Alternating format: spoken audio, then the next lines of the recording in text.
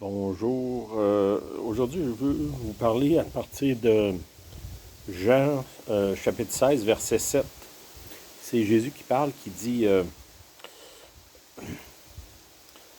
Cependant, je vous le dis, je vous dis la vérité, il vous est avantageux que je m'en aille, car si je ne m'en vais pas, le Consolateur ne viendra pas vers vous.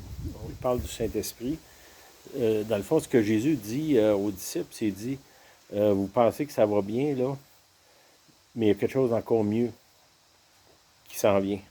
Il dit, c'est un avantage pour vous, ce qui s'en vient. Je m'en vais, puis là, je vais vous envoyer le Saint-Esprit. On sait que Jésus, on pourrait dire, quand il était sur la terre, il était à un seul endroit à la fois. Le Saint-Esprit, lui, il vient, puis il habite dans chacun de nos cœurs. Ça fait qu'on devient, nous, un ambassadeur de Jésus, qui, dans le fond, les chrétiens, les premiers qui ont été appelés chrétiens, ça voulait dire petit Christ, quelqu'un qui représente le Christ. Comment est-ce qu'on représente le Christ? Par le Saint-Esprit qui est en nous. On devient à ce moment-là le temple de Dieu. Puis le temple de Dieu, ben, c'est là où est-ce que Dieu réside. Il réside en nous. Puis Jésus dit, ben ça c'est un avantage. Je ne marcherai pas aux côtés de vous, je vais marcher en vous, par la puissance du Saint-Esprit.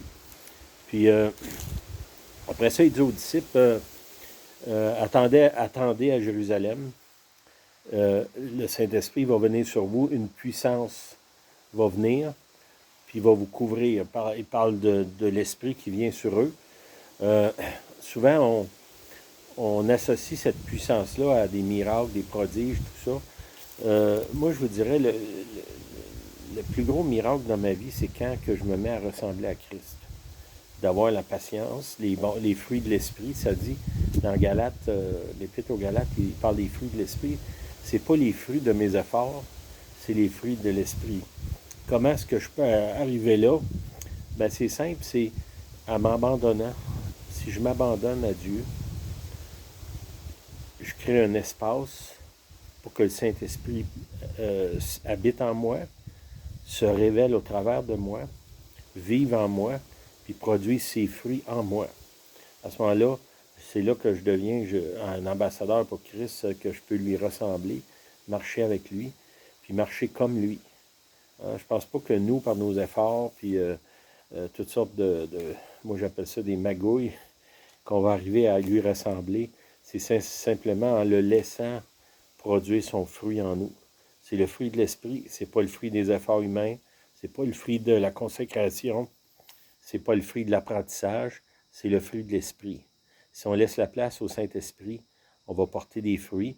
Je vous encourage à aller lire dans Galates 5, chapitre 5, verset 22. Il y a la bonté, la patience, l'amour, des choses qui ne sont pas très fortes dans l'humain. Dieu nous promet de produire ces fruits-là en nous si on lui laisse la place.